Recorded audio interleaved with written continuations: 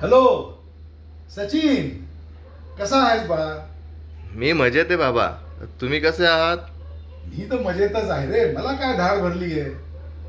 पण बाळा, तुझ्या आवाजात मात्र थकवा जाणवतो रे. काय झालं तुला? आणि आता त्या परदेशात किती दिवस स्वतःला झिजवणार? अरे आपली संस्कृती, आपली माणसं ही सोडून त्या परदेशात राहण्यामध्ये काय सुख आहे रे?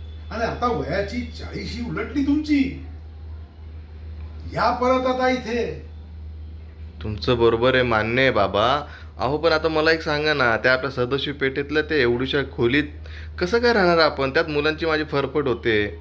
हे बघा, सगळं मान्य आहे, पण जरा प्रॅक्टिकल विचार करावा लागतो की नाही बाबा? हां. बरोबर आहे, पण त्याची काळजी तू कशाला करतो? हा तुझा बाबा समर्थ आहे इथे.